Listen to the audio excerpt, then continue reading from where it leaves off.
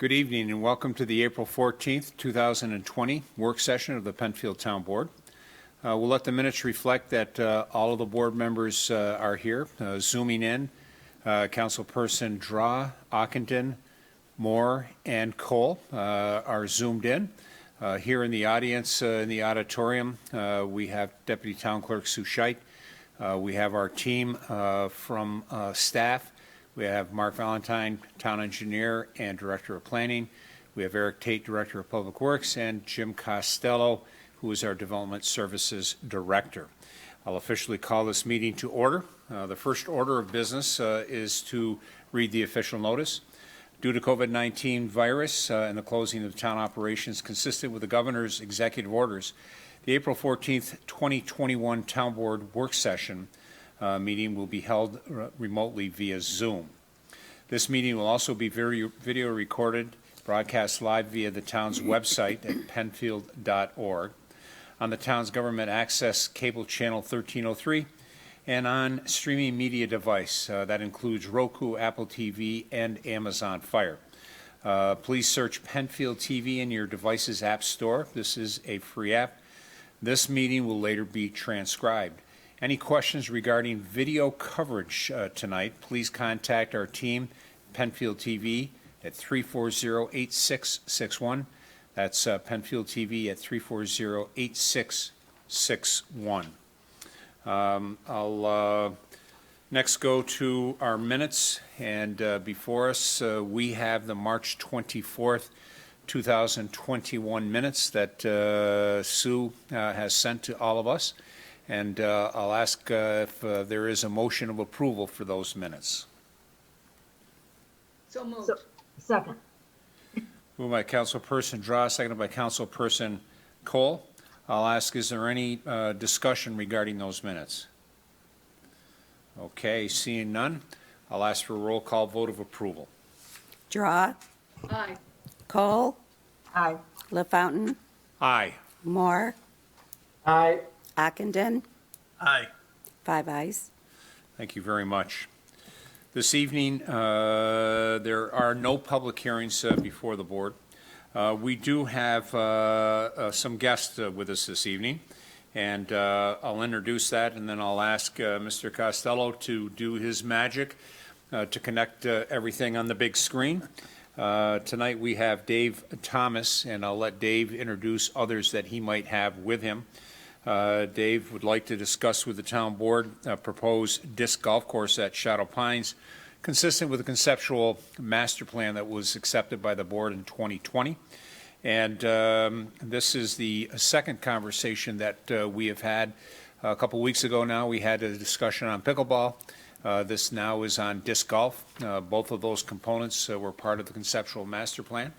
And with that, Mr. Costello, I see that you have the map up in front of us, and I'll ask, and I see Dave Thomas coming in on the screen. Dave, are you with us? Yes. Dave, welcome. Yes. Well, thank you. All right, Dave, I did a brief intro, and we asked for you, and we did receive some information and materials that you have provided. Kind of a layout somewhat consistent with the map that we have. And so the floor is yours to give us a brief update. Okay, first of all, I'd like to introduce myself. I'm Dave Thomas. I'm a retired physical educator from the Greece Central School District. Excuse me. I am current recreation supervisor for the town of Riga. I would also like to introduce our crew. I'd like Craig and Gary to introduce themselves.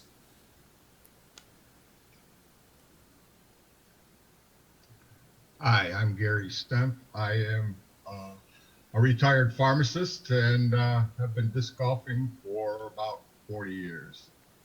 40, Gary? Yes. 40, okay. And Craig, could you unmute, please? Craig, yep. Hello, sorry, I'm Craig Rand. I'm a retired faculty member of Monroe Community College. I used to teach outdoor education and disc golf and a variety of other things. And So I've been playing with Gary and Dave for many years, and we've worked on other courses. And I have to say hello to Mr. Akadin because I haven't seen you or your brother in many years. And I say the name quickly came back. I figured it might. Good to see you. He's, Craig, he's gotten a lot older since the last time you connected with him, hasn't he? Well, we all have. Let's just say that. Very good, very good. All right, with that, gentlemen, whatever order that you would like to go in, please, the floor is yours. Okay. I'm on, correct? You are on. All right. Again, I'm Dave Thomas. I became involved with disc golf in 1993 when I was a physical educator. I was looking for activities to teach my classes. I got involved in a tournament, and it really kind of escalated from there. I have initiated disc golf courses in the town of Chilai, 3 in the town of Greece, 1 in the town of Riga, 1 in the town of Sweden, 1 in the town of Parma, and at the College of Brockport and MCC. So I've had a wide range of courses that I've initiated, and we were absolutely thrilled when a resident called me on the phone and mentioned that Shadow Pines had proposed a disc golf course, and that person suggested, knowing how many courses that I've initiated, that I might make contact with Supervisor Tony and put my hat into the ring and do something for Shadow Pines. So that's how I got involved with Shadow Pines. Craig and Gary, I mentioned that to them, and they said, well, any help that we could give you, we'd love to do that. So this is the point that we're at. When I talked to Supervisor Tony, we then got a map of the course. We did a tour with Jim Froome, and then from there, Craig, Gary, and I have walked the course. We've kind of laid out what we feel would be a really, really nice venue, given the parameters by Supervisor Tony to us. And then I gave Supervisor Tony, having done this, as you can see, 9 times, kind of a layout floor plan of how to get a disc golf course into a facility. So it's something you might want to look at. And if, the first thing that we put together was we put together the design, we've given a map to you and go from there and kind of want to get a feel for what you folks think, given the information, that we've given you so far. Okay. Dave, did Andrew Spencer reach out to you? Or if you had an opportunity to chat with him? No. Okay. So just by way of information for the record, Andrew Spencer is an associate of BME Engineering. BME Engineering was the one that on the screen here in front of us was laid out our conceptual master plan that this board had worked with, held public information meetings on, and then subsequently accepted the report. And one of the things that we had reached out to him regarding was what you were proposing for disc golf here at Shadow Pines. So if you haven't heard from him already, you can probably expect a call here over the next few days from him, just as a heads up.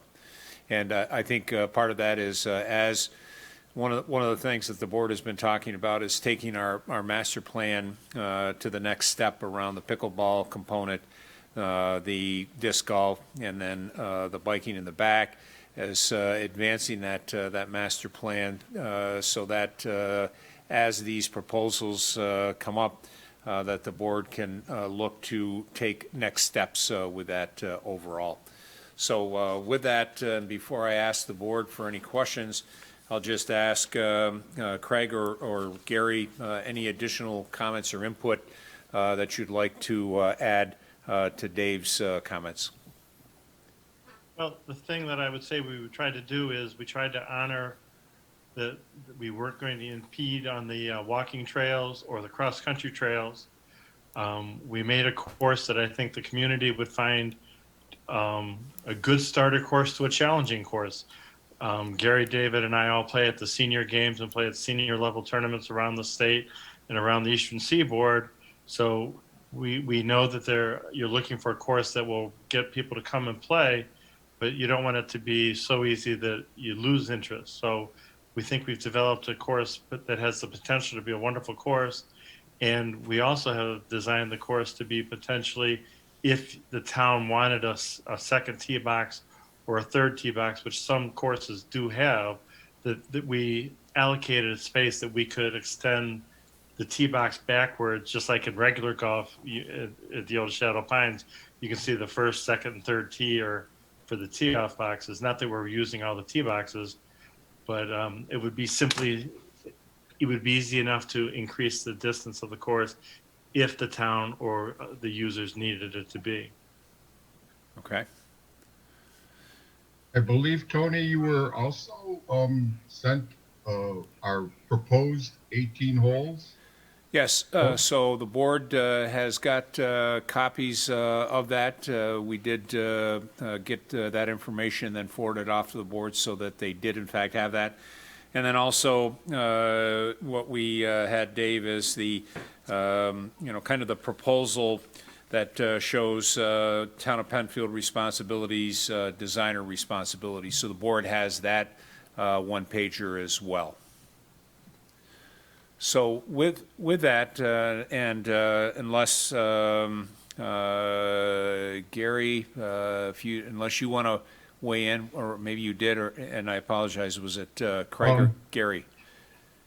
Well, kind of repeating what Craig had to say, our objective was to design a user-friendly 18-basket community course by utilizing much of the original course, scenic beauty, and the features of that. This was to be accomplished by not infringing upon the existing walkway paths or neighboring properties. The majority of the holes are par 3s with a few par 4s and 2 possible ace runs, which would make it very interesting. It would be a fun course for anyone to play. It would probably rate about a par 56. Okay, all right. Board, based on the information that you received prior to the meeting and some of the input that we're hearing tonight, let's tee up, no pun intended, let's tee up some questions for these guys and have them answer any questions that we may have.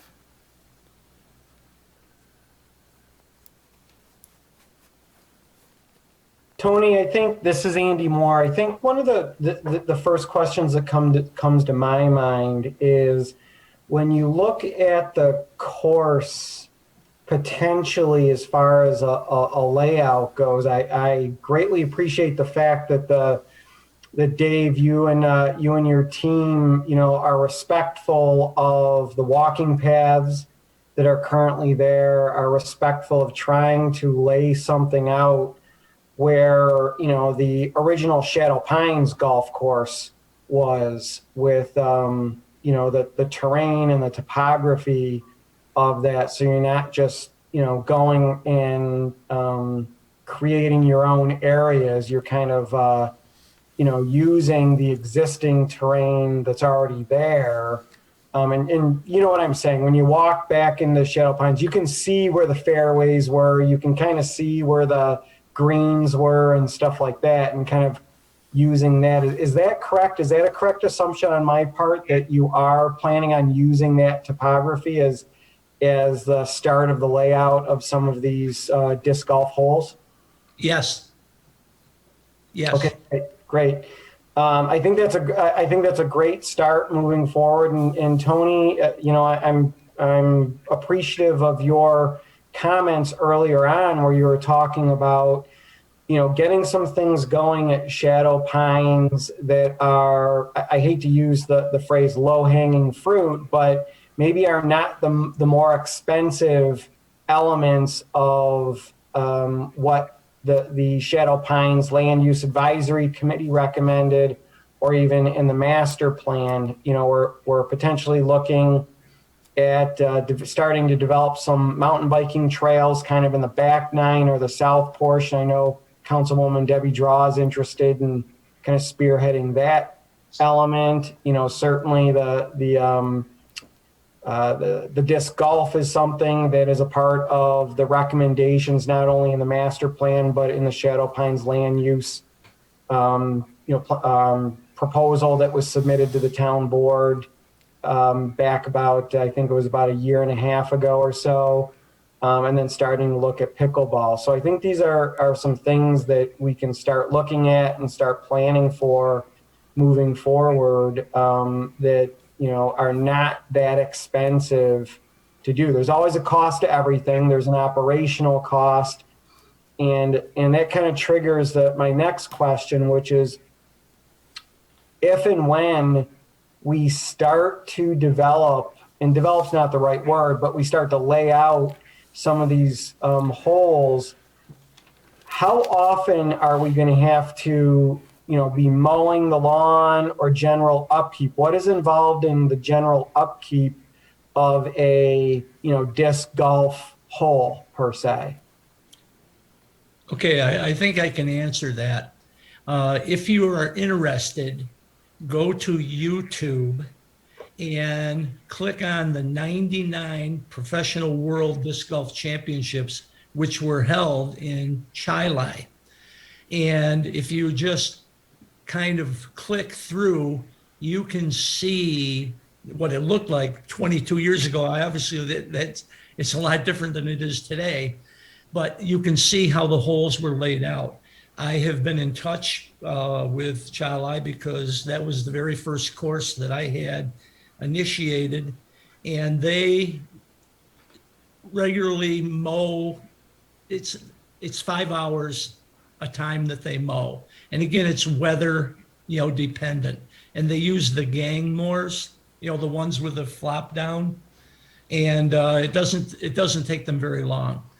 And it's one of those things where once you lay out the holes there, you can more or less decide what you want to mow. Right. Okay. And you're not doing wholesale mowing like on a golf course. Right. It's a very small fairway, and I would say probably no more than 5 hours.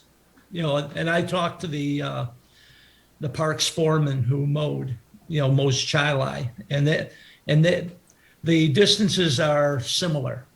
Yeah. So it's a similar course, and it's what this course will look like. But I'm partial to Chile because it's the best one in Rochester, but this one could be 1A.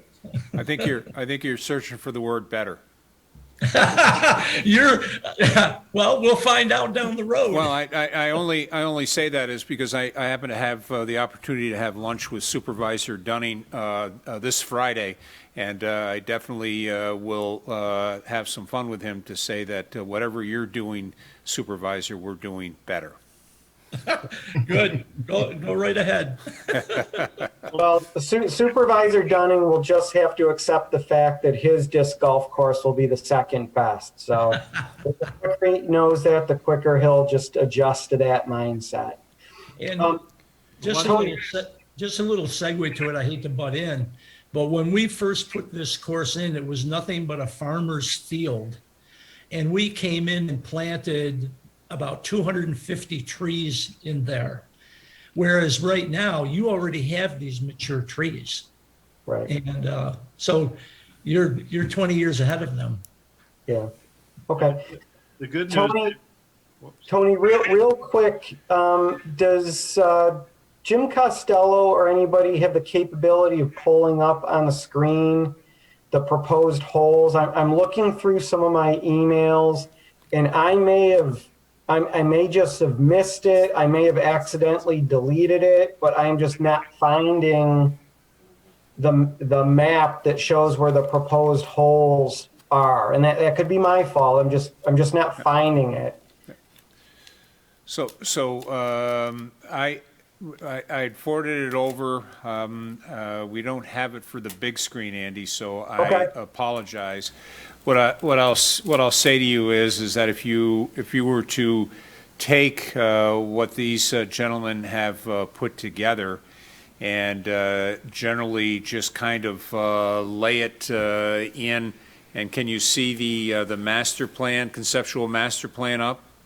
Yes. It is, I'm not going to say that it is, identical, but as they laid it out, I think you'll find that it is relatively close to that. And please, Dave and Gary and Craig, let me know if I'm going too far out of bounds. But they tried to, it appears as though they tried to utilize that layout in the rough form that we provided it for the layout of the course. I mean, obviously, it's tweaked a little bit because I think, as Andy Right. Spencer told us, that this could be a 9-hole or an 18-hole, depending upon how it's laid out. And I think we show on the map on the screen that you have is kind of a 9-hole, and I think they worked in. As they said, a combination of par 3, par 4s to lay it out for 18 holes. So am I too far Okay. out of bounds, guys? Yeah, the one thing I would say is you couldn't use all the tee boxes and all the placements of the original golf course because golf is done in yards, disc golf is done in feet. So like a 450, like in Chile, there's a hole that's 990 feet.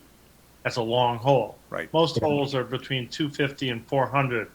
I just Feet. played a course in New Hampshire that was the average hole was 350 feet long. I played a course in Long Island a couple of weeks ago that the average hole was 450.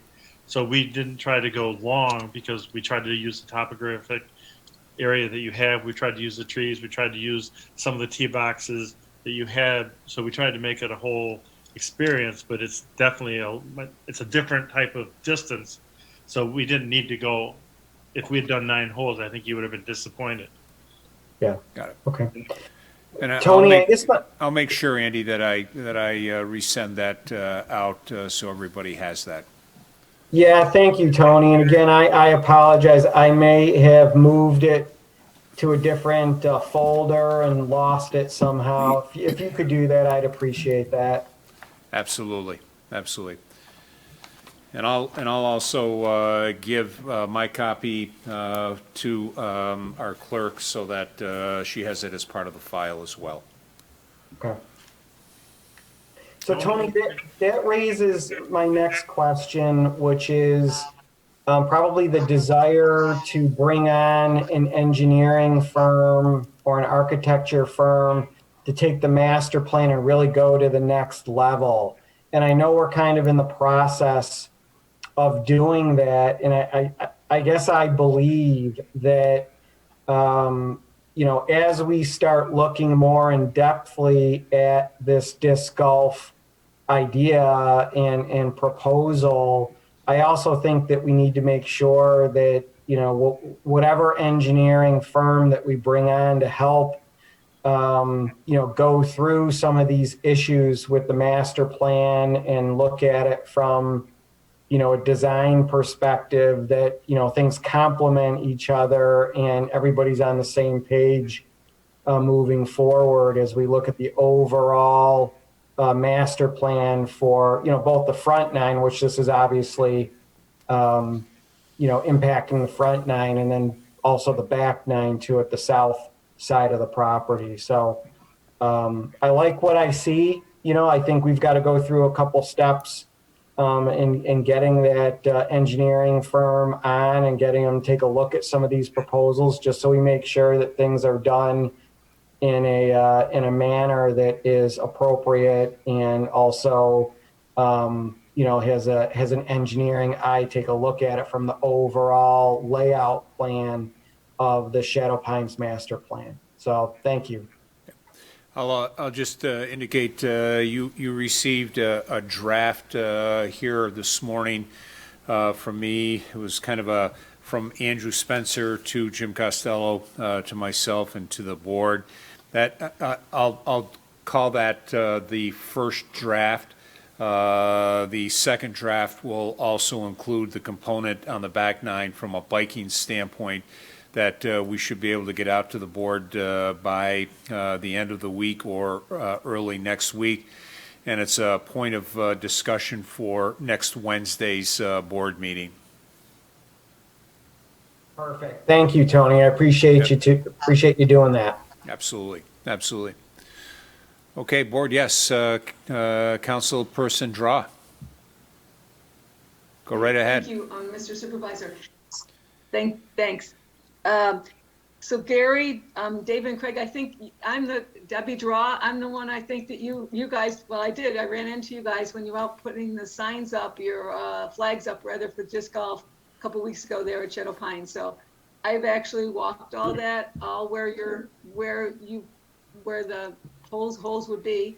So I just had a couple questions in, well, actually one comment. I was so pleased when I read your report to us about the charitable donations that you guys have done up to $15,000 over the last years to like Toys for Tots and Willow Domestic Violence. So I thought that was a really great that you've done so much with charity tournaments in the area. So that is, as somebody that really thinks giving back is an important thing. I applaud you for what you guys are doing on that end too. I did have a question. And if I could just, Deb, if I could just interrupt. Sure. I don't know if they are aware of that because that email came from David Kopp. Yep. And he forwarded that, and I don't see any of you gentlemen on that, but I would be happy to forward that over to you unless he had blind copied you in. I did not want to butt in, okay. but I was going to say that is not us. Okay, all right, got it. Oh, okay. I apologize, but then I just wanted to ask you a question on the on the greens and so forth. The tee boxes versus the actual holes, are they a different? I actually went over to Ellison Park. I did not make it over to Chile to take a look at that one, but I was looking, kind of walking around their holes. It was kind of difficult to see where the tee boxes are versus the grass. I know it's early in the season, but is that something that's done different, more technical, or is it, like you said, just would be mowing around, easy mowing around the holes? Well, I guess I can answer that. Some courses have cement tee pads, and in my opinion, it's a waste of money, energy, and time.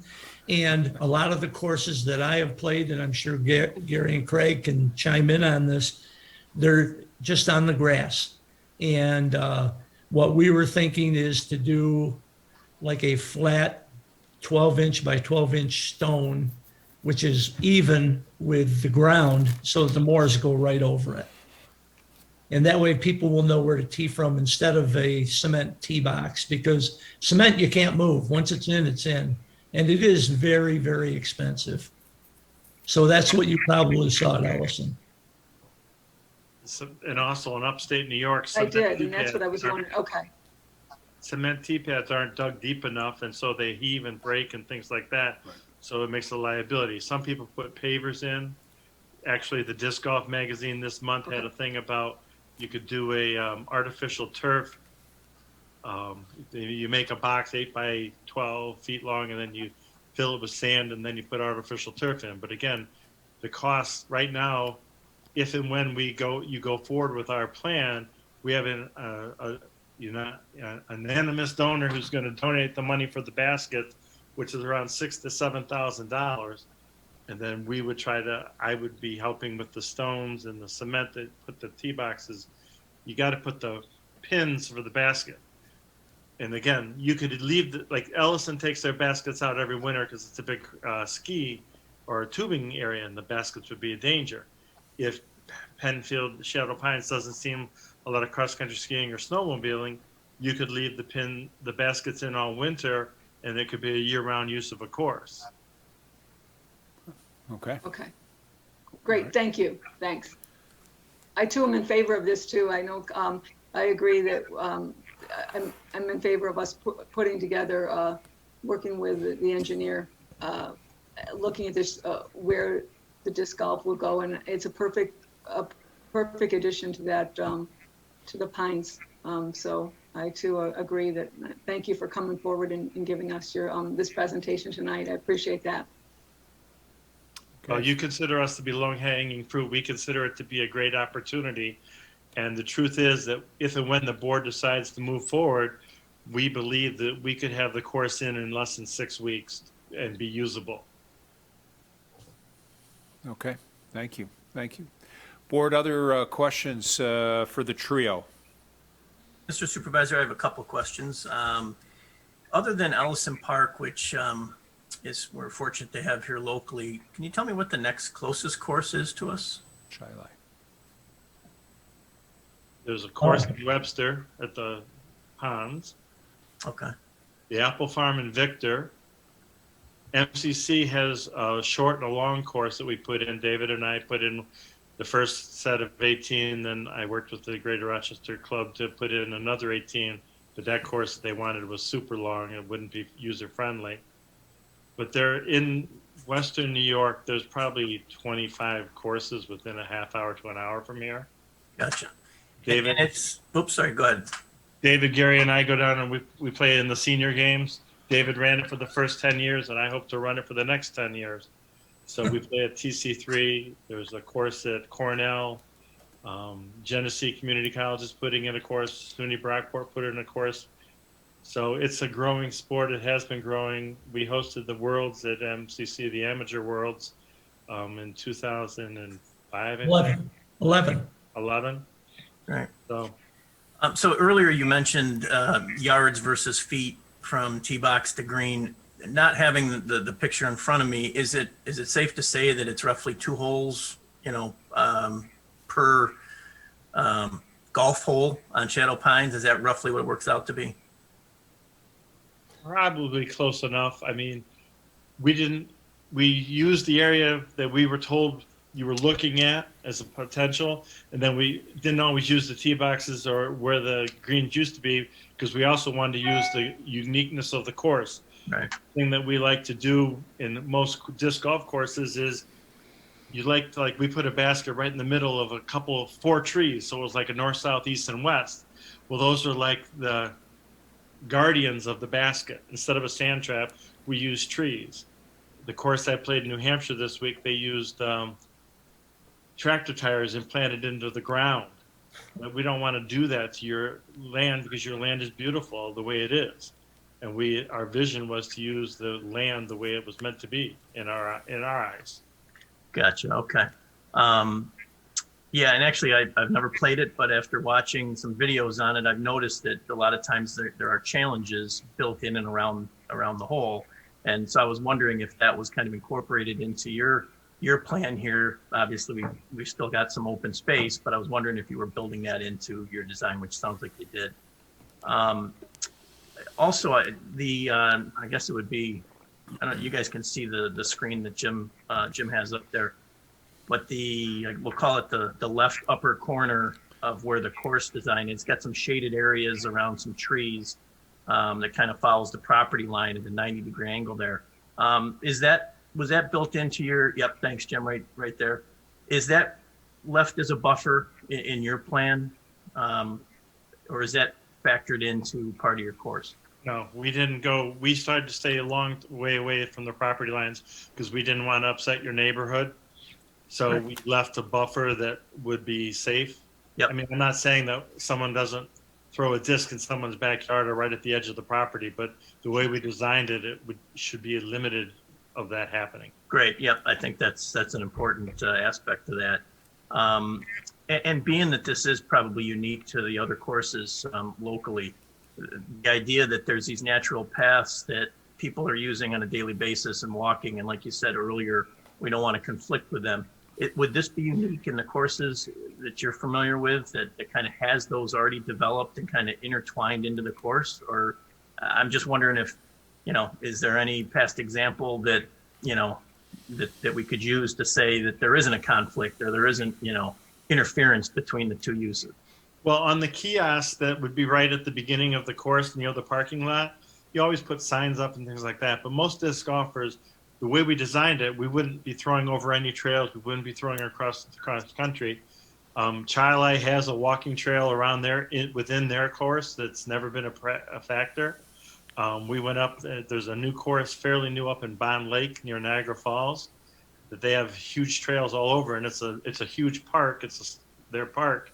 And they designed it so that they were never impacting the other users of the park, which is what our vision was not to impact walkers, joggers, cross-country runners. Great. And Basil Morel in Greece has walking and biking trails through the course. It's never been a problem. Sawyer Park that we put in Greece, they have, again, nature and walking trails. It's never been a problem. So we've always tried to obviously avoid those. And the nice thing about this course, if it's near a walking path, the sight line is such that you can see a walker coming from a half a mile away. Right. So I don't think it's going to impact the walkers at all. There's a course we put in Parma, and they have a cross-country paths and walking paths too. And all that they do there is that they have a sign at the beginning of the golf course that says, cross-country meet today, course closed from, 4 to 6 or something Okay. like that. Yeah. So those problems obviously are addressed because you want, to make it friendly for all. Yep. Great. All right. Excellent. No, thank you. It's, this is a great item for the park. It keeps it natural and, people can still enjoy it with what's already there. Like you said, the mature trees that exist and really not too much disruption at all. So thank you. Appreciate all the time you guys have put into it. Thank you. Bob? Yeah. If you ever want to get your brother together, I'll take you out and I'll teach you how to play, both of you. All right. Great. Do they have carts? No. All right. Exercise. Okay. It's exercise. It's good for us. All right. Got it. Part of the wellness program. There you go. Other questions, board? I think it's really, this is very helpful, and I appreciate you guys coming in and explaining a lot of this because it's in our plan to go ahead and do something like this. So it's really great to have people interested in helping us along with the project, and it sounds like it's something that would maybe it's even needed on the east side of our county, but it sounds like something that's Tony just said wellness. This is a huge wellness opportunity for our recreation department to get involved in. I think it sounds really good. I have a question though. What Debbie said when she was alluding to a different letter, that's are you two different organizations that are involved in disc golf? I mean, what's the name of your organization? What do you call yourselves? Dave, Craig, and Rand, and Gary. You must have a association or something. You're out there putting in golf courses and stuff, no? No, ma'am. I've been very fortunate. I was the very first president of the Chili Disc Golf Club that we started when we put the Chili course in 1994. Okay. And I was president for 5-6 years. And I don't want to bore you with the history, but I decided to pull away because, it was time for me to move along. And I have done the initiation of the courses that I mentioned in the beginning because I had many contacts through my physical education background with teachers that I knew, with my recreation supervisor position with the town of Riga. So, and disc golfers that I've met over the years. So all of these courses, except for Chili, I went to Chili because I was given a challenge when I first played in 1994 or 93. And they said, it took us 8 years to get this course in Ellison. I said, well, I'll get one in on the other side of the river. And they laughed at me. It took me 3 months and I got one in the other side of the river. So Chili was the only one where I approached them. All the other ones approached me because I'm just fortunate that I'm in a position that I have been. So I am not in affiliation with anybody other than myself. And the Okay, fact that I I've can done so many, appreciate that. It's just that that I've, you're that so, I've done so many courses. yeah, right, you're so And passionate I'm about it. very proud of that. Yeah. And if this one gets in, this will be my 10th and final. I'm not going to do it anymore. Right? Oh, well, okay. We're just three passionate disc golfers that love the game and love to see it grow. That's what we are. Okay. Amen. All right. Thanks for that clarity. No, I admire your passion for this. Thank you. Okay. Other questions, board? So let me just summarize, talk a little bit about next steps, and that is that the board will carry this as an item on our agendas. And again, Dave, as I mentioned in the beginning, and Andrew Spencer is going to be reaching out to you. We provided your name, phone number, and a little bit of information so that you'll be hearing from him. He's the individual working with BME, and they're part of an architectural engineering firm as we go forward. And so obviously any input, feedback, and what have you would be much appreciated. And the board, I know, is going to be keeping this as an active item. The message that the board has given to me is that as we take a look at the Shadow Pines property and as we look to implement our conceptual master plan and move towards the full master plan on this, wanting to start to get things in play. Beautiful site that's used by many for hiking today predominantly.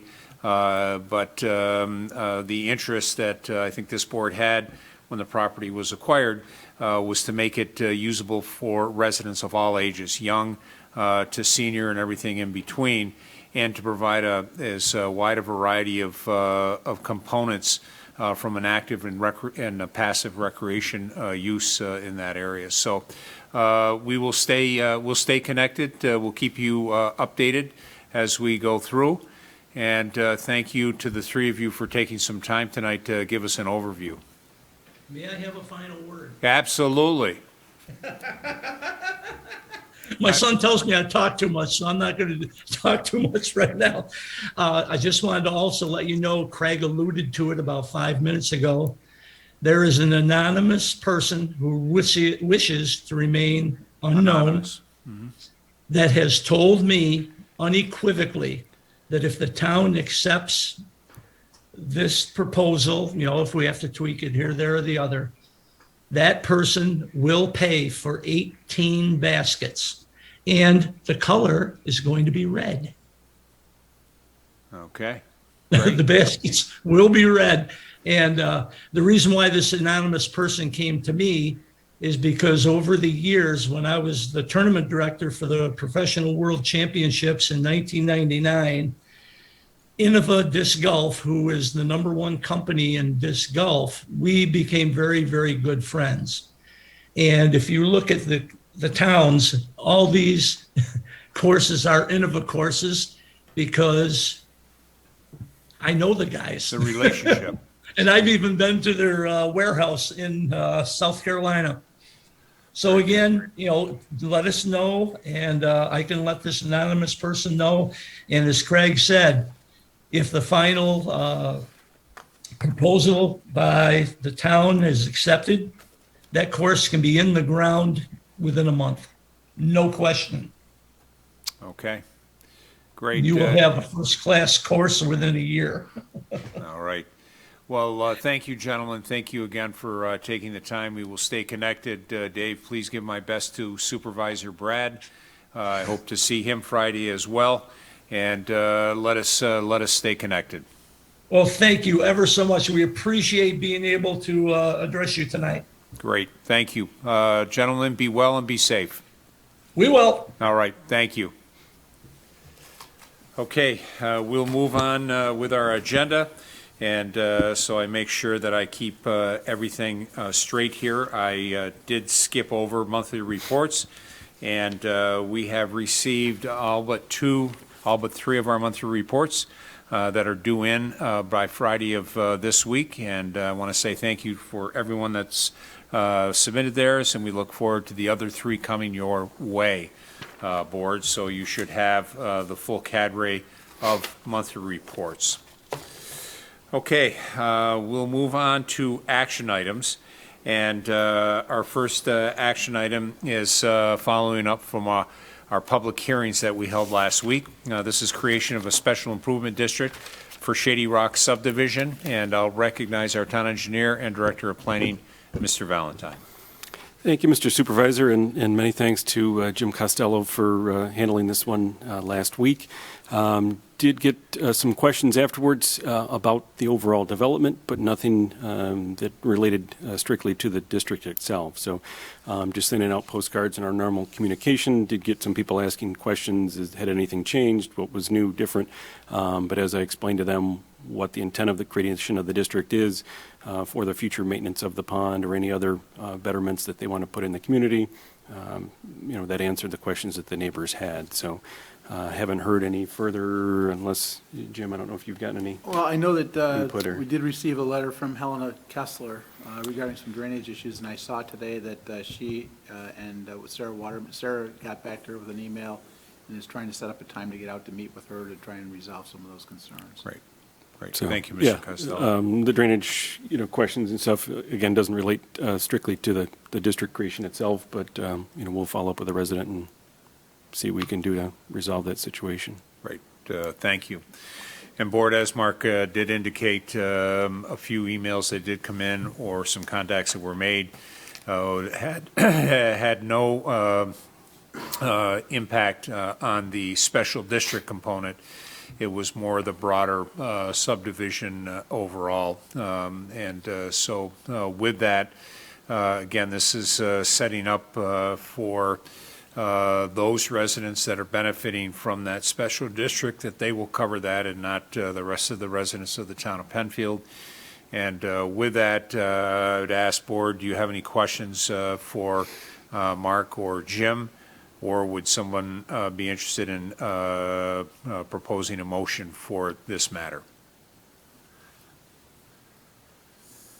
I move that we support the creation of a special improvement district for the Shady Rock subdivision. I'll second. Moved by Councilperson Cole, seconded by Moore. I'll ask any additional discussion on this. Seeing none, this will be advancing this particular item for a resolution before the board next Wednesday. Please call the roll. Draw, Aye.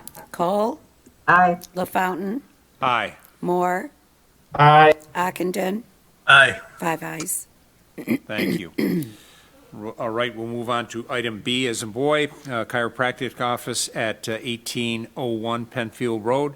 Again, public hearing before the board last Wednesday evening, and I'll recognize Mr. Costello for any additional comments.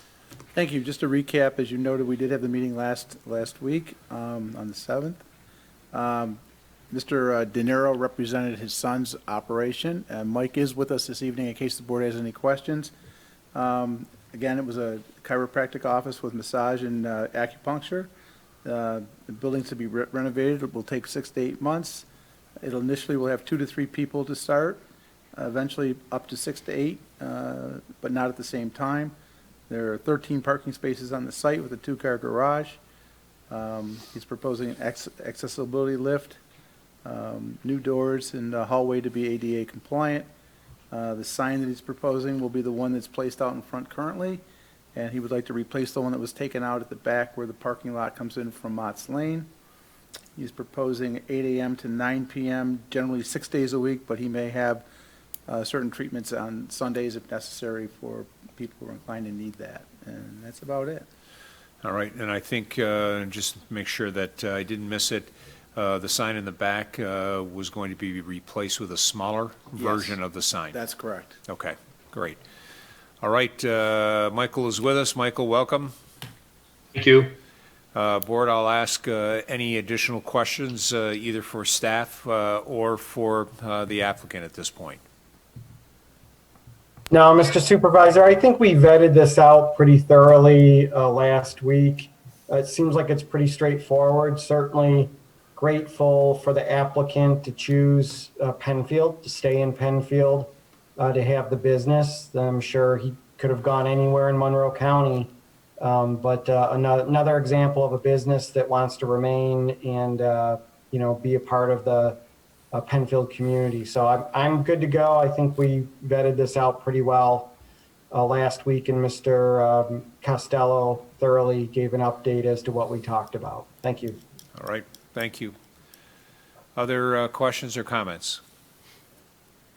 I'll second Councilman Moore's motion. I agree with his comments. Glad to have him choose to stay here in Penfield in the Four Corners District. Okay, we'll let the minutes reflect that Mr. Moore made those comments via motion, seconded by Councilperson Ockenden. I'll ask Board any additional questions or comment at this point? I'll ask staff, is there any additional information that should be added to the record that's not part of the record at this point? Not at this point. Okay. Have been moved and seconded. I'll ask for a roll call vote of approval on this matter. Draw, Aye. Cole, Aye. LaFountain, Aye. Moore, Aye. Ockenden, Aye. 5 ayes. Okay. Michael, thank you for joining us.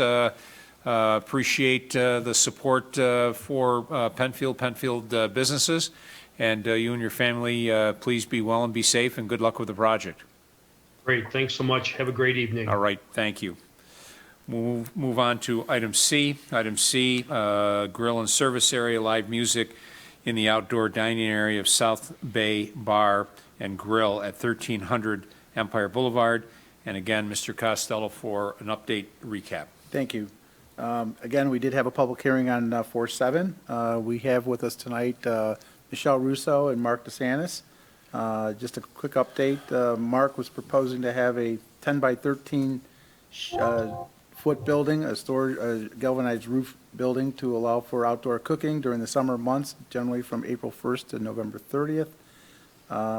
He's also requesting music, both piped in and live music. He talked about having it on Friday and Saturdays between 7 and 11 and Sunday between 4 and 9. And noted that he generally closes during the week at 10 o'clock. So that's kind of where we are right now with them.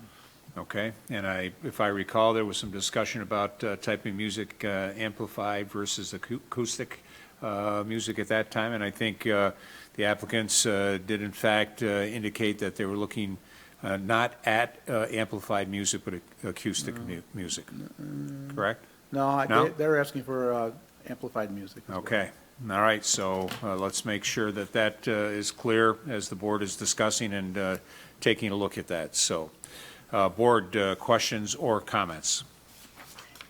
Mr. Supervisor, I'm just going to kind of go back to my statements last week at the public hearing, and I think that consistency is something that we have to take into account with what we've done for other restaurant businesses with music. I'm not sure a hodgepodge of different circumstances and different variances is the best thing to do, because I think it just opens us up to some issues and some fairness questions or potentially favoritism questions that I don't think are going to do anybody any good. So I guess I go back to Mr. Costello and say, or ask him the question that with the other restaurant businesses down there, we've tried to stay pretty consistent with allowing outdoor music, but allowing it unamplified. Is that correct, or am I just missing something out No, there? it's not correct. We have allowed for amplified music. Okay. We have not had, other than, I can't remember anybody actually, for the ones that you've approved, that had just acoustic music. I'm thinking of the K2 Brewery. I'm thinking of Joe Gatz. They've all got amplified music. The key is, though, it's the intensity of the use of the site in terms of the number of musicians, the loudness of the music. Luckily, we have not had any complaints to date with respect to either of those businesses. So it is a function of just being careful about how you're dealing with your neighbors in terms of noise transmission. All right. So if that's the case, then I guess I would look for some type of a variance that is consistent with what we've done in the past and consistent with what is done for the other restaurants down in the LaSalle's Landing area. So I don't think it's fair to do something that is outside of what we've done with other businesses, just so there's a level playing field with everybody down there. Okay, thank you, Mr. Moore. Further discussion, board? Comments, questions for the staff? Go right ahead. Yes, just to help the board get a better perspective of Andy's concerns. The last one you did down in that area was the Murphy's Law, and that was done on April 3rd, 2019. They were proposing music to have both acoustic and amplified music. At no time music levels should be emanating beyond the property lines of the site. And in their case, they talked about Fridays, Saturdays, and Sundays, and on holidays, music should be permitted from 5 p.m. to no later than 10 p.m. And So, any Jim, would that modification to be- those hours should be approved by the board. Would that language be consistent with what we are allowing or have allowed with K2? I can actually pull up K2s for you as well if you'd like. So as Jim is pulling that information up, Linda, did I see that you might have a question or a comment? Well, I was kind of going along with what was being said there for, yeah, amplified as long as it doesn't leave the property. I thought that was a concern down there.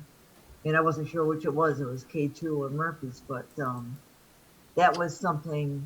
K2 is a little more, neighbors were closer, you know, and it's worked out well there. I would say, you know, I would support doing that. The amplified music stays on the premises. If there's any kind of issues or something, you know, they have to address it. They have to make sure that it's not as loud. I mean, that's sort of what we're always looking at. If people start complaining because they're hearing it up on Woodhaven or Original Circle or something, or up in Roundacourt because it's so loud or something. But if it's not and it's following what we're saying, then I think it would work out well.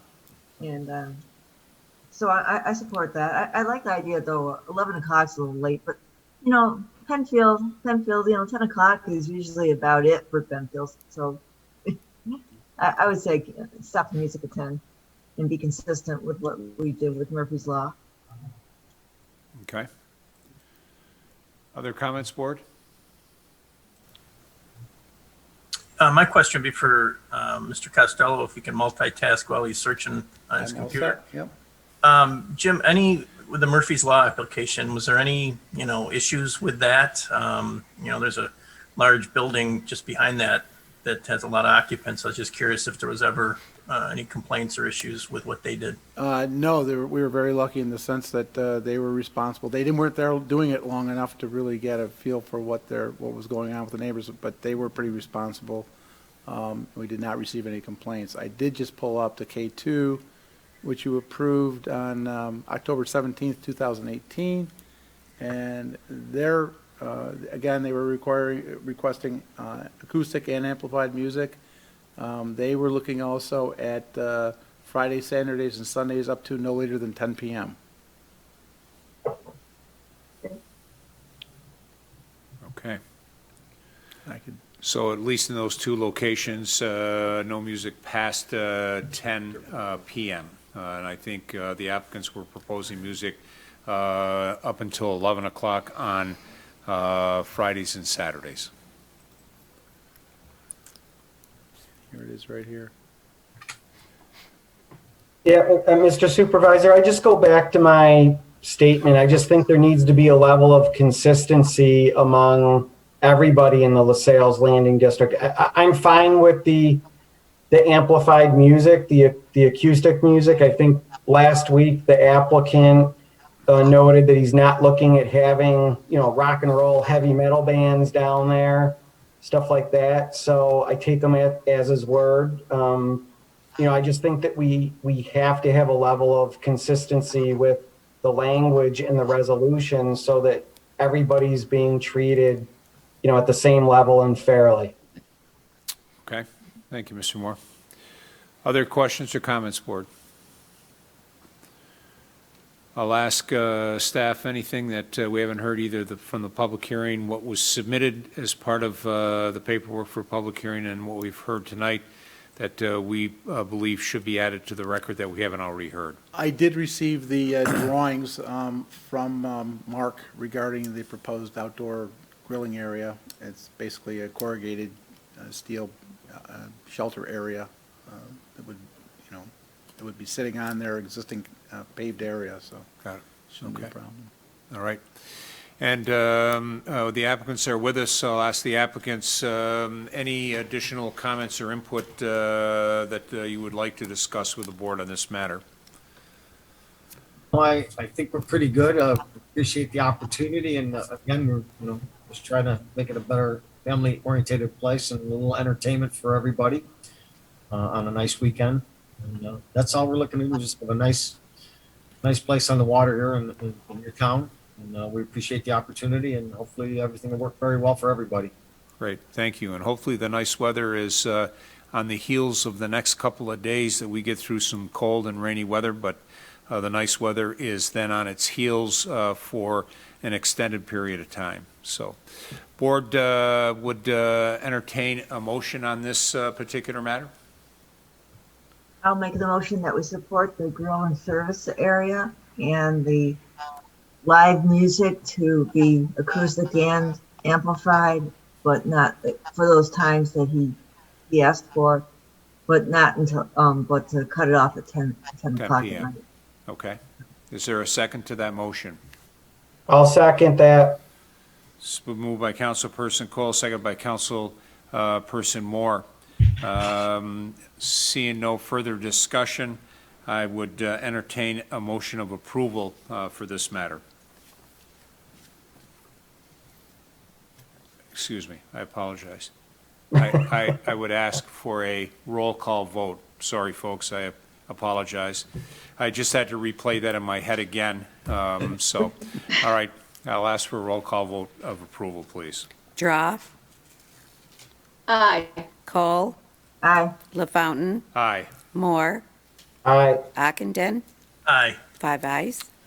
All right, folks, thank you. Thank you for tuning in this evening. Good luck with the proposal, and as always, be well and be safe. Thank Thank you very much. All right. Appreciate the opportunity. Thank you. All right, Board, we'll move on to item D. This is a conversion of the Daisy Flour Mill from a banquet and catering facility to a restaurant and dog daycare facility at 1880 Blossom Road. And Mr. Costello, if you would give us an update, including, and I would also recognize Councilperson Ockenden as well, who had an opportunity, and I think Councilperson Draw as well, if I'm not mistaken, right? Yep. Had an opportunity to go visit the site last Thursday. So, Mr. Costello, if you give us an update, and then if the three of you would speak to what you saw on Thursday and any new information you'd like to provide the board. I see we have the applicant with us as well. Welcome. And Mr. Costello. Thank you very much. Yes, we did have our public hearing on the 7th, as you know. That evening, Wendy and Valerie gave a presentation identifying the fact that they'd like to take the Daisy Flour Mill, refurbish it as necessary. They were going to dedicate a portion, which was built in 1992 as the banquet room, for their dog care area. The remaining portions of the building really are still dedicated to restaurant, bar, and various areas for like games such as darts, that type of thing. They did indicate that at the time they made their application, they did indicate that they wanted to have outdoor dog runs or a play area. They have talked to their neighbors, which I really, really appreciate. And not only did they talk to them, but they also invited them to come into the building on the 8th with Mrs. Draw and Mr. Ockenden and myself. And they were very, very cordial, and I think they tried to do what they could to appease neighbor concerns for noise, for distractions and whatever else could happen in that area. They have withdrawn their request for outdoor activities with the dogs. They will all be indoors.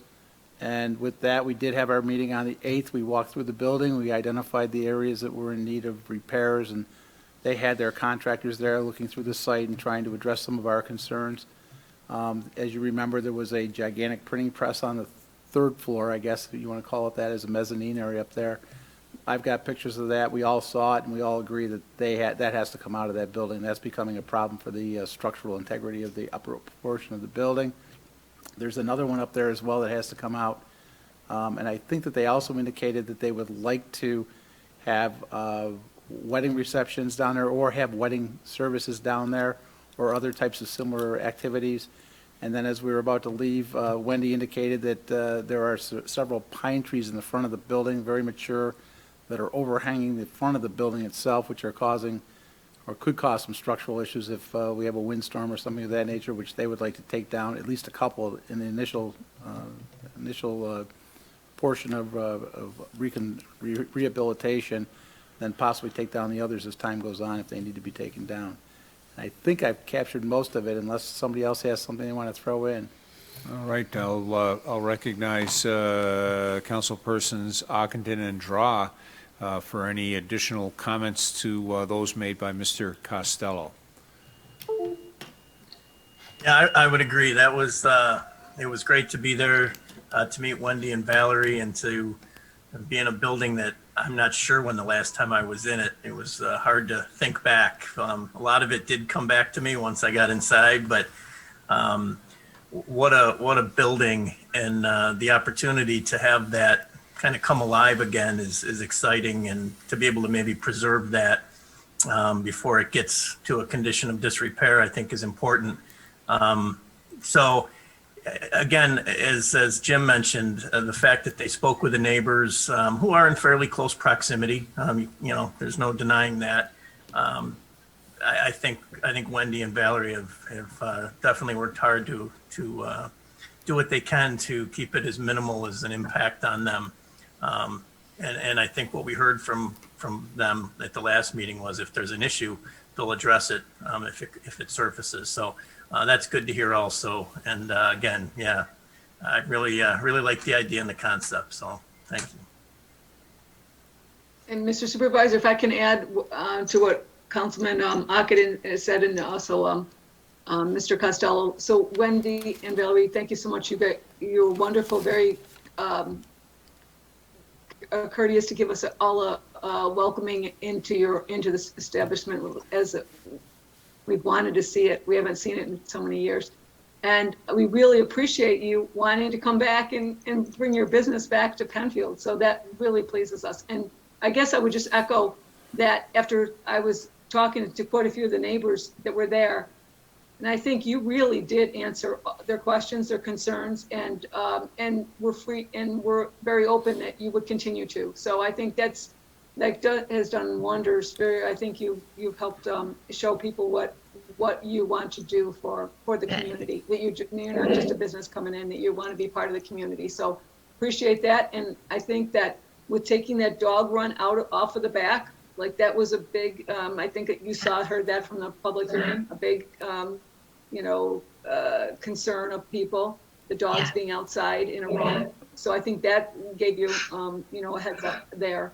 And then the fact that when people got to see it too, that the enclosed area is going to be in the back of that, in the back of the building, in the back of the gatherings in the way how you're going to do everything. So I think that I applaud you. So I hope that, and I look forward to when you open being one of the people to bring my dog down there and have some food over in the restaurant. So thanks for being so open and with your time and your desires for what you want to do here.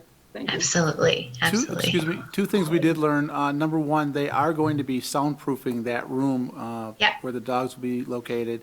And then the second thing, and I can't remember if you brought it up or not, but they are going to have overnight boarding. I think you said up to 10 to 15 dogs, possibly that many. And they will be monitored remotely through some app, I'm sure. But those were the two things that came out of our discussion with them that Thursday.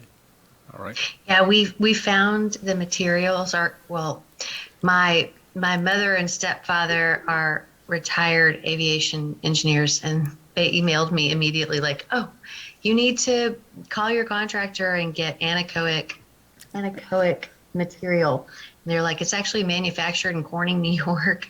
And it's for machine shops, it's for aviation shops. It completely sound absorbs. Soundproofing is not technically the right term. It absorbs the sound, so nothing would be heard outside of that room.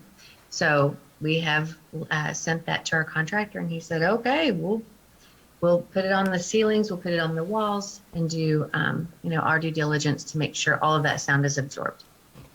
I wish I had an opportunity to speak with your mom and stepdad in the 80s and the 90s as our two daughters were growing up. That could have really helped my overall peace of mind. Yeah. So, yeah, too little, too late, but thank you for sharing that. My business partner and wife is at band practice right now, and that room is completely sealed up with anechoic material as well. So Excellent. All right, very good. All right, board, I'll ask any additional comments or questions for the applicant. My only comment is that I think this is awesome. It's an innovative way to maintain a historic building that is, the last time I was in it, I think I told you at the first public hearing, or when we first talked before the public hearing, was the bicentennial gala we had down there. And at the time it was catering, and nobody was allowed to go in there and eat, but took a tour of it and remembered the days. I used to go there Christmas Eve. My parents would take me. It's such a beautiful building, historic, really, and very significantly to our area. And no one has been able to come up with an idea how to preserve it. So I love how the Historic Preservation Board, they support it because you're going to be doing things to maintain that. Yeah. And, working with people eating and people with their dogs, I mean, that's a great tie-in to get people interested. I think it's so creative that I really admire the idea. It's something I would have never thought of, a historic building and having dogs and dinner kind of. I think it's great. And yeah, and I think we'll plan on like a 185-year-old birthday party for the Daisy Flour Mill in 5 years. I think that will be a really fun town event for the town of Penfield. I'll be there. Right. We'll make it a dog adoption event. Oh, yes. There you go. Yeah. All right. You have a board filled with dog lovers here too. So. Oh, thank goodness. Can you imagine if you were all cat lovers and you hated dogs? I'd be like, this is terrible. I love all of them. But I'll bring my 2 little dogs. Debbie can bring her big dog. Yeah. Yeah. All right. Any other additional questions or comments, board? I'll ask our staff any additional input that you believe should be added to the record that we haven't already heard either through our public information meeting, the public hearing, and the discussion this evening. Other than the fact that they are aware of the fact that any exterior modifications to the building or the grounds will have to be reviewed by the Historic Preservation Board as well, so they're prepared for that. Including taking down of trees? Yes. Or is that solely to the town board to take care of that? No, it is part of the historic district, and they'll have to review that. Okay. Okay. All right. Board, It's so expensive. We're not going to just do it. So. Okay. Seeing no further discussion, would entertain a motion. Mr. Supervisor. I was going to move that we support conversion of the Daisy Flour Mill from a banquet and catering facility to a restaurant and dog care facility at 1880 Boston Road. Second. And seconded by Councilperson Draw. Thank you. All right, seeing no further discussion, I'd ask for a roll call vote of approval. Draw, Aye. Cole, Aye. LaFountain, Aye. Moore, Aye. Ockenden, Aye. 5 ayes. Okay, before I move into our next item and actually call on Mr. Valentine for the next few, anyone watching, I would like to just remind both the board and anyone watching that items G and H both have been withdrawn from the agenda this evening. So G and H are off the agenda. Okay. Wendy, thank you very much.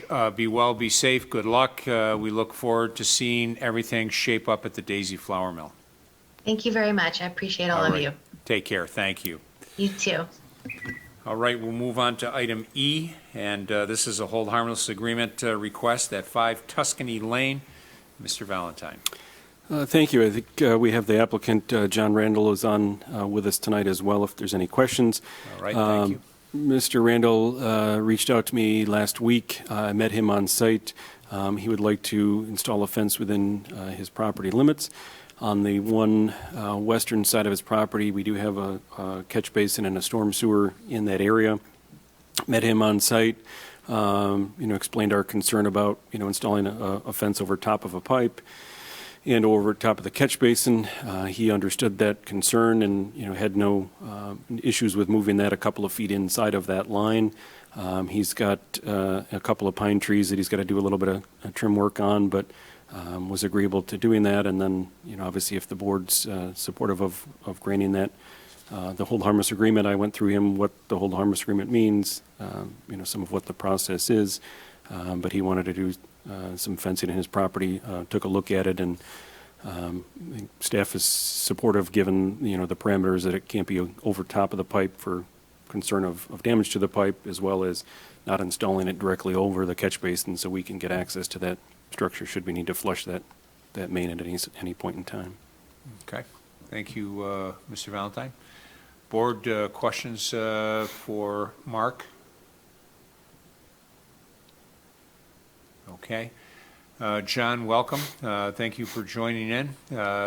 Any additional comments or feedback that you would like to provide to the board that Mark didn't already summarize on your behalf?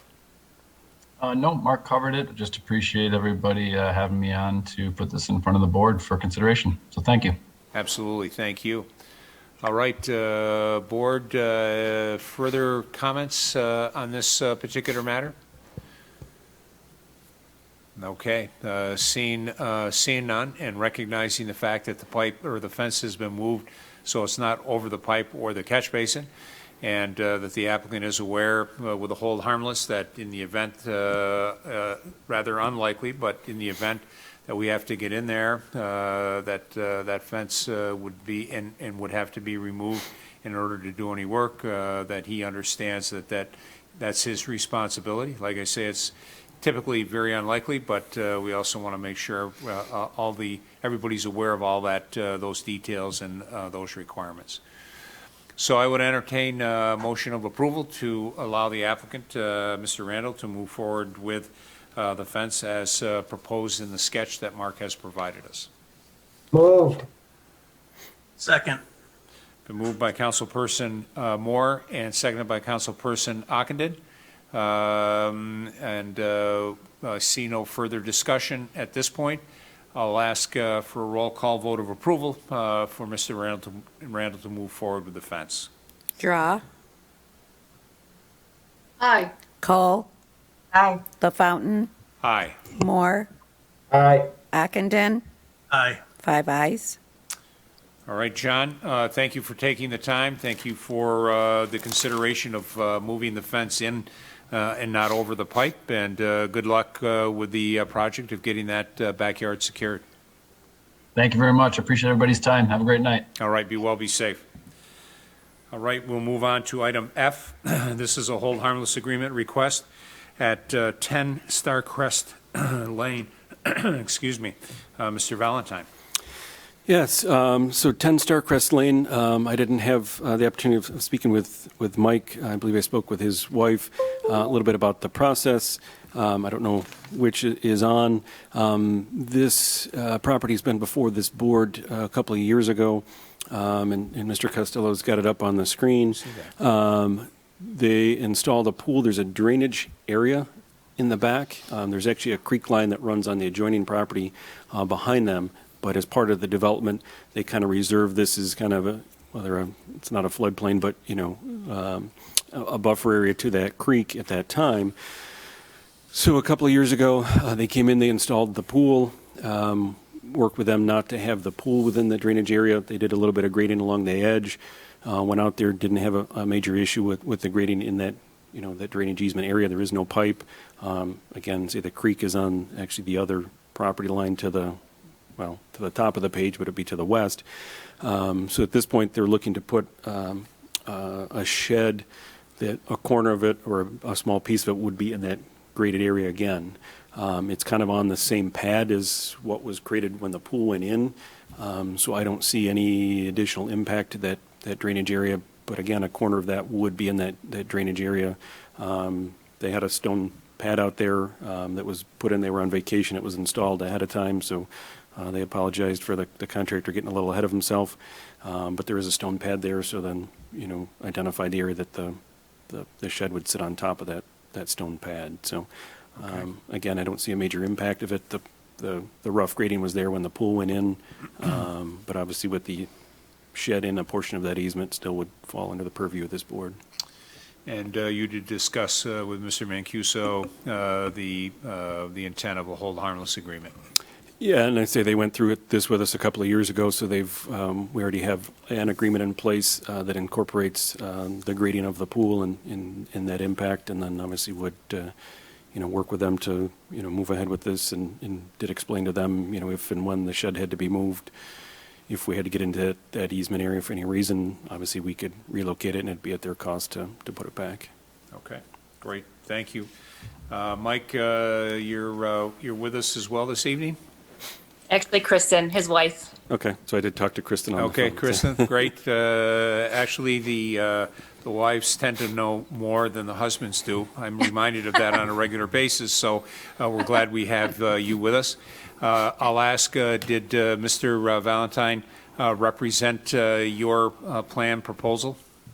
Yes. Yep. And the reason we chose to put the shed there also was because we didn't want to take down any trees. So there's trees, if you're looking at the picture, to the left of where the shed is, as well as right behind it. So we didn't want to have to take down any trees, and we wanted the purpose of it to be able to put our pool stuff. When we close the pool, we have the diving board, the ladders, and all of that stuff, as well as the solar cover. So rather than leaving that kind of out under our deck, we wanted someplace to house that. Okay, great. Thank you, Kristen, and thank you for joining us. Board, I'll ask any questions or comments for Mr. Valentine or for the applicant. Okay, I'll ask staff any additional information that we have not already added to the record that we believe is pertinent to this particular application that we haven't already heard. No, I think we're all set. Okay, with that, board would entertain a motion to move forward with this hold harmless agreement. Move. Second. Moved by Councilperson Moore, seconded by Councilperson Cole. Seeing no further discussion, I'll ask for a roll call vote of approval. Draw. Aye. Cole. Aye. LaFountain. Aye. Moore. Aye. Ockenden. Aye. 5 ayes. All right, Kristen, thank you for your time. Good luck with the project, and you and your family, please be well and be safe. Great. Thank you very much. All right, thank you. As I previously indicated, item G, this was a hold harmless agreement request at 27 Tuscany Lane and a hold harmless agreement request at 206 Milford Crossing, item H. Both of them have been withdrawn, and we'll move on to item I. This is the Harris-Whalen Trailhead on Route 250 tree removal. This was originally discussed with the board now probably 4 or 5 weeks ago. We had it as a held item, and I wanted to just move it up after discussion with the board that we agreed that no further trees would be removed in that area.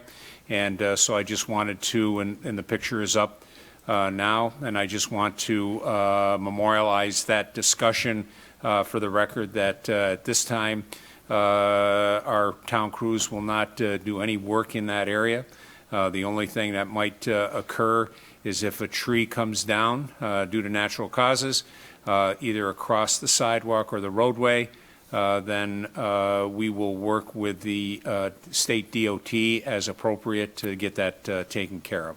And I just wanted to make sure that that was entered into the record and that we close this item out.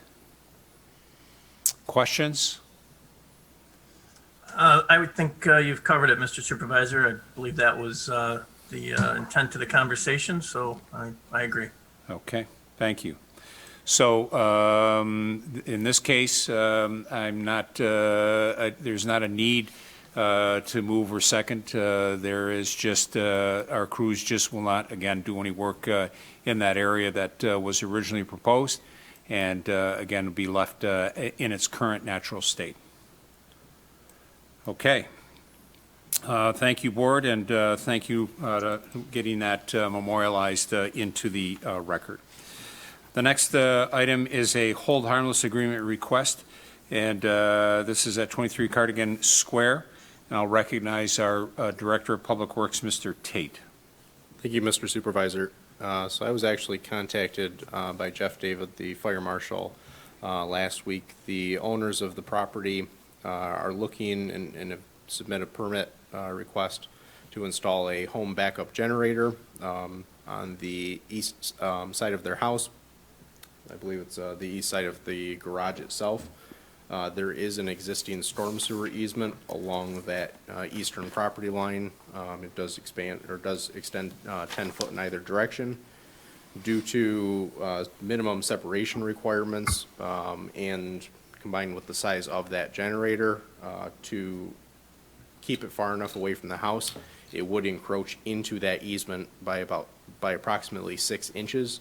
With that said, I have shared the information with the homeowners, indicating that this would be a hold harmless request before the board, and if for some reason we did need to get in there and do any maintenance or work on that pipe, that they would be required to move or relocate that generator for the time being at their cost. Okay. All right. Board, questions for Eric? Okay. Seeing no further questions, thank you for that explanation. Again, another hold harmless agreement with the understanding that in the event that we had to get in there to do any work, and in fact that had to be impacted, it would be the responsibility for the homeowner to either have it to moved or replaced in the event we needed to have that done during any type of work. So I would entertain a motion of approval to move forward with that hold harmless agreement. Moved. I'll move it, Mr. Super.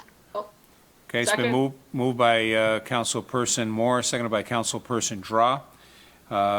Seeing no further discussion, I'll ask for a roll call vote of approval for that hold harmless agreement.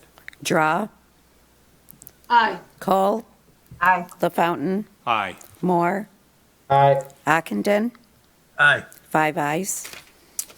Okay, we'll move on to item K. This is a tree removal at 1724 Kennedy Road. I'll let Mr. Tate give us an update. He has shared a map of that, and I'll let him give an overview of where we stand with that and what the proposal is, and get agreement from the board as to what direction we should go. Sure, and thank you again. So last week I was contacted by Mr. Brown. He's the property owner of 1724 Kennedy Road. He had a landscape company or tree company come in and take a look at some of the health of the existing trees on his property. As part of that, they noticed, as did he, the tree out closest to Kennedy Road. It is within our town right-of-way. One of the main leaders of that tree has already died and snapped off and fallen down in recent years, and the rest of the tree is, its health is on the decline. He reached out to inquire about the possibility of us taking that tree down to not only eliminate the hazard of potentially falling on either his house or across the road. And there's one other picture. I don't know if you can go to the other one, Jim. So across the road, there are overhead electric and communication lines. One of the concerns is if hopefully the tree doesn't tip back and fall on the house, but at the same point, if it does come across the road, it will impact and take those lines down.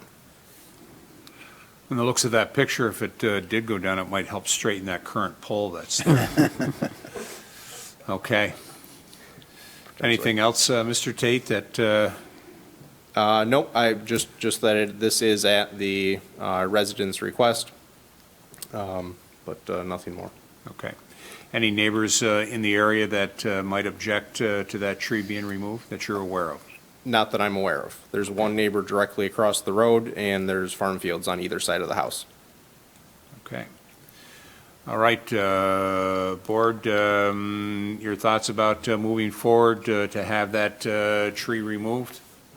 Just a quick question for Mr. Tate. Is that something that you're comfortable with the town crew doing, or is that something you're looking to hire out? Due to the proximity to the overhead wires and the height of that tree, I would not feel comfortable having our own crews do that. We would look to hire that out. Okay. Have someone come in with a bucket truck and take that down safely. Yeah, thank you. It's hard to tell how tall it really is in the picture, but Sure.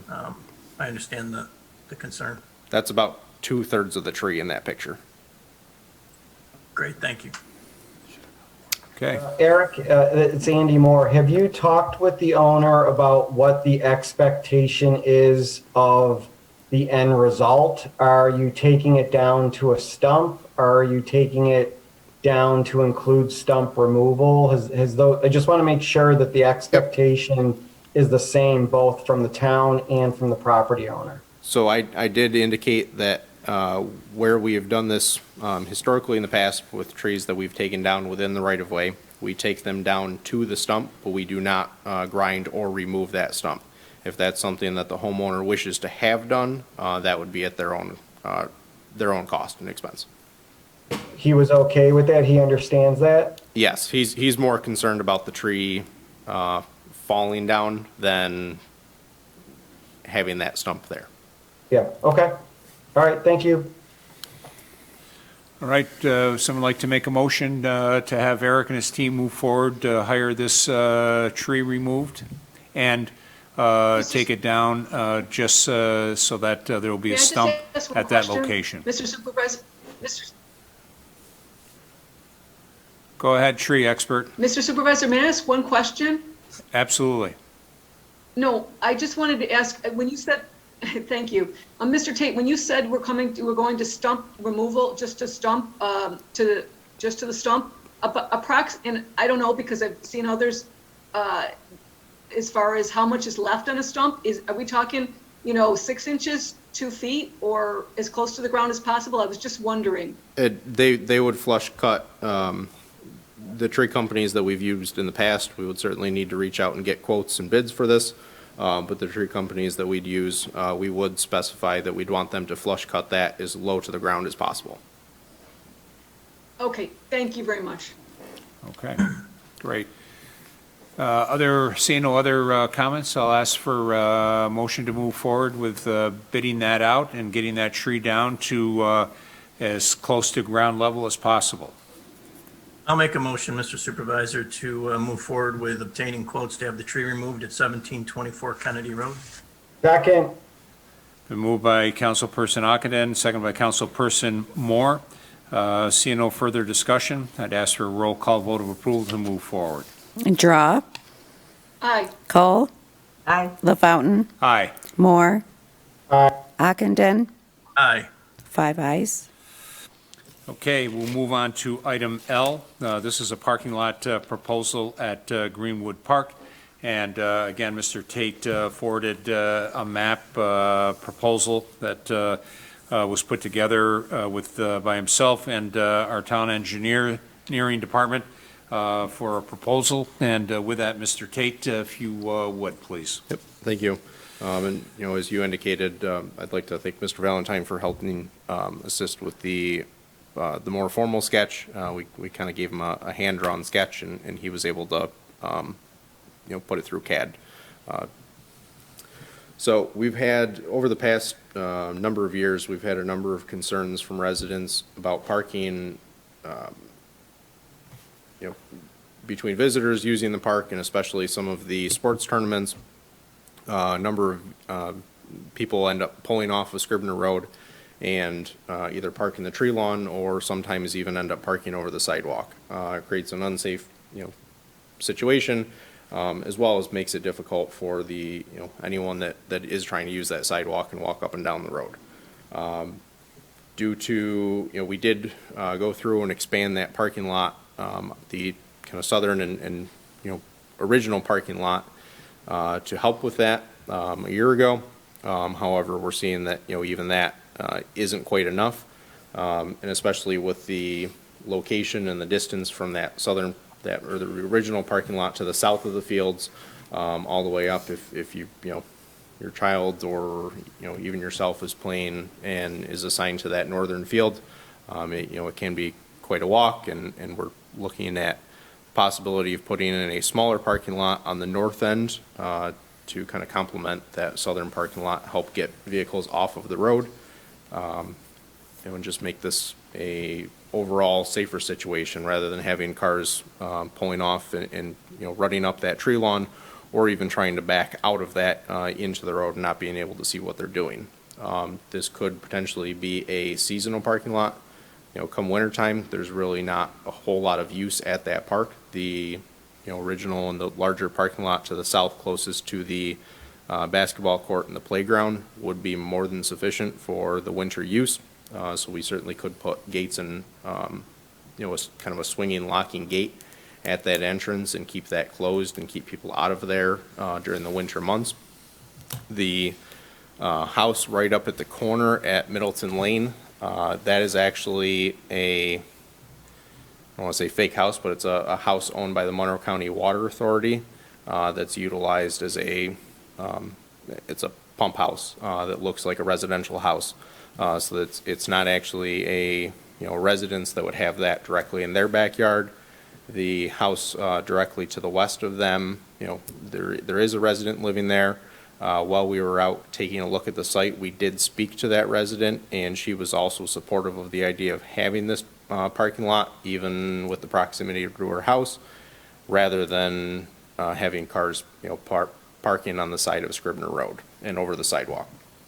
So this parking lot would fit approximately 28 vehicles, plus or minus. It would be a gravel parking lot, with the exception of the apron would need to be paved within the right-of-way, at least the entrance where you're turning in and out. Approximately 14 on the kind of the north and south end of that. I think one other piece that is important for the board, part of this proposal is that then we'd be looking for the board to authorize no parking signs along that area, again, to keep people from parking on the sidewalk, riding up the property, backing out unsafely, and what have you. And those signs would be put in that area to cover that area up just south of Thoroughbred Drive. Basically from Middleton to Embry. Right. And I know it's a little deceiving. There are a number of kind of trees in this aerial picture where this parking lot is planned. The majority of those trees were taken out and removed over a year ago, as they were dead ash trees. So we're certainly not clear cutting a forest to do this. It would require a few trees to be removed. We tried to see how we could make it fit and kind of keep it a minimal impact, but it would ultimately require about 7 trees to come down. Questions for Mr. Tate? Mr. Tate, Eric, are those the when you just said trees coming down, are those evergreens back in there? No, they're actually black walnut trees. Okay. Because I was going to say, I think that definitely, I see the need for the parking in there. I think maybe Councilman Akinen and I, when we were taking our boys to lacrosse over there, we could have used that additional parking years ago. So I think that there's definitely a need, and absolutely no parking signs, I would agree, have to go up on the roads. So, because otherwise, yeah, and we got to be diligent about it, because otherwise people are still gonna pull off and park on the road, unfortunately, to get it as close as they can to those parking lot, or to the fields for their kids. Yep, that was. But I think 28 additional parking spots is a very good addition to the Greenwood Park. Okay. I just had a question also for Eric. Is this, again, a town work project, or is this something you'd be bidding out? This would be a town work project. And are you thinking gravel or asphalt or? The apron itself would be paved, but the rest of the parking lot, just like the parking lot to the south, would be kind of a mixture of, crusher run and millings that we can recycle from other road projects. All right, great. No, and I agree with the comments. I did hear from a few neighbors last year about the parking on this stretch of Scribner Road, so I think it would be a great addition. Yeah, I know it's been brought up through the Transportation Committee at times. Other questions or comments for Mr. Tate? All right, seeing none, would someone like to make a motion to move forward with the parking and with the no parking signs? I'll make that motion, Mr. Supervisor. I'll second it. Moved by Councilperson Akinen, seconded by Councilperson Draw. Seeing no further discussion on this matter, I'll ask for a roll call vote, please. Draw. Aye. Cole. Aye. LaFountain. Aye. Moore. Aye. Ockenden. Aye. 5 ayes. Okay, we'll move on to item M. This is property maintenance bid summary. And so I am Heidi this evening, so just please keep that in mind. So we did go out for bids on this. We went out for two components. Component one was property maintenance. That's lawn mowing. If somebody abandons the home, doesn't cut the lawn, and what have you. And then the second piece of that was the enclosure of properties in the event of, again, somebody abandoning the house or broken windows or anything like that. So as we took a look at the bids that came in, we did have one bid that was from Emergency Enclosures for the property maintenance. We pulled out the information from last year when they bid, Emergency Enclosures bid, and their prices are identical to last year, with the exception of one area that they actually went down, and that was with regards to haul and roll-off fee. Last year it was $150 for haul and roll-off fee. This year it has been reduced to $125. Everything else stayed exactly the same, and they were the only bidders that came in for this. And they did a job that was more than acceptable to the town last year. So the recommendation by Heidi and Code Enforcement and myself is that next Wednesday we award a contract to Emergency Enclosures for property maintenance. The second component, which is the boarding up or securing of property, we did receive two bids. We've asked for some additional information on those, and we look to have that in, and then would propose to bring that to the board for approval at our May 5th meeting. So tonight is for property maintenance only. I'll entertain any questions as it relates to the bid received. I'm sorry, Mr. Supervisor, did you say this is for property maintenance tonight or the For board property efforts? maintenance, it would be for grass cutting, if we had to remove garbage, anything like that. That's all that would be for on this particular proposal. Gotcha. Okay, I'll let Heidi know I did a great job. I don't see any other questions or comments. I would look for a motion to bring this to a resolution next Wednesday night for the property maintenance piece. And then for our April 28th, we'll be back to you to talk about the securing of buildings and to highlight those particular bids we received and look for a blessing from the board for that at our April 5th meeting. So with that, I would entertain a motion of approval for this tonight. So moved, Mr. Supervisor. Second. Moved by Councilperson Hawkins, second by Councilperson Moore. We'll move forward with the resolution authorizing this per the bid specs received. They met or exceeded all of that.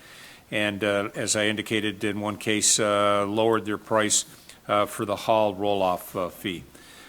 Seeing no further discussion, I'll ask for a roll call vote of approval. Draw. Aye. Cole. Aye. LaFountain. Aye. Moore. Aye. Ockenden. Aye. 5 ayes.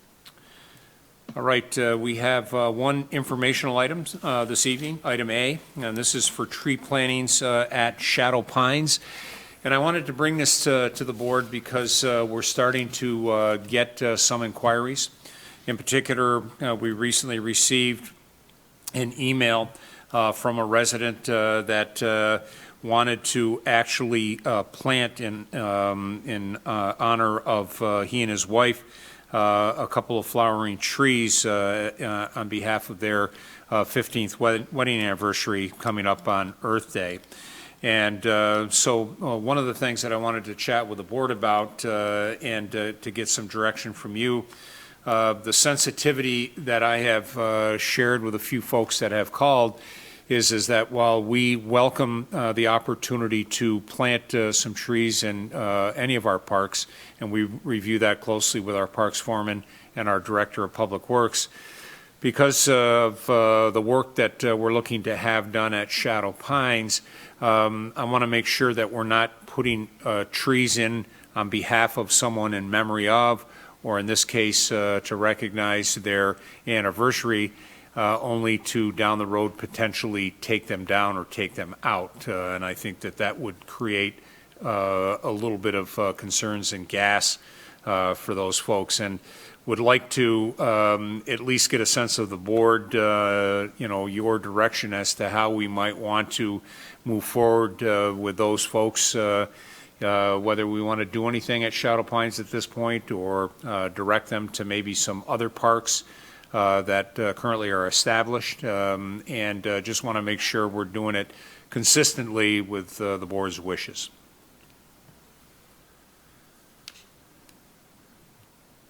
I think we should wait to do it. I'll have a plan of where we want to have trees around Shadow Pines, because there's a lot of groups that would probably like to participate.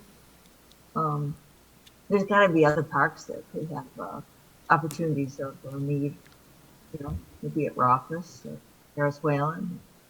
But it just seems to me that we haven't really put any plans together yet as far as that goes for plantings along Shadow Pines. That's just my thought. Okay. That was somewhat my similar concern is that we want to make sure that if once you put it in to move it, you run the risk of it being damaged or dying off, and we want to make sure that these are put in a place that they can continue to grow and thrive and be there long lasting. So. Tony, I think your initial reaction is the correct action at this point. I mean, we really want to get our arms around getting the foundation of the master plan at Shadow Pines going. Eventually down the road, there may be the appropriate time to have people plant trees in dedication of, loved ones and so forth. Certainly, there may be some opportunities currently at some of the other town parks and stuff like that. And I agree 100% with you. The last thing we would want to do is plant a tree in memory of an event or a person or persons or a cause, and then find out, 3 years, 5 years that tree needs to be moved or taken down and run the risk of the tree potentially dying because we had to move it. It just would not be something that any of us would want to do. So I think I agree with your initial, your initial ideas on that, and think we should just hold off at Shadow Pines and maybe look for some options currently that may be available in some of the town parks. Okay. All right, any other thoughts along those lines? All right, we'll look to do that. Certainly, I think there's an opportunity as Shadow Pines begins to develop. There may be an opportunity in different areas that we're able to plant some trees or replace some trees that were dying or dead or that have been removed. I think about the area along Atlantic Avenue that was full of pines, and Eric and his team and Tim Masterton, they have tried to save as many as those that can be saved and still make it safe over there. And at some point along that area, that may be an area for consideration to provide a little bit, fill in or some buffer along that area. That's also an area that, as we look at the pickleball and the disc golf and things like that, I just would be sensitive, as Mr. Moore had indicated, putting something in only to potentially have to remove it. So we'll work with different options, whether it be a Harris-Whalen, a Rothfuss Park, a Sherwood Fields. I know that that down by the tops, that park, there has been some requests to do some things down in that area to help freshen that up a little bit. So we'll take a look at that, and we'll just let residents know we definitely have an interest, but maybe not right at this point for that. Okay. No need for any type of a vote on that at this point. It was just more for information for the board as an FYI, and in case you get any phone calls. Okay, there being no further business to come before the board this evening, the April 14th, 2021 work session of the Penfield Town Board stands adjourned at 8:52 p.m. Thank you for everyone that participated this evening. Thank you to Penfield TV, Ryan and team down there. And as always, please be well and be safe. The next meeting of this board will be next Wednesday, April 21st. That will be a legislative session of the Penfield Town Board. Thank you. Have a great evening.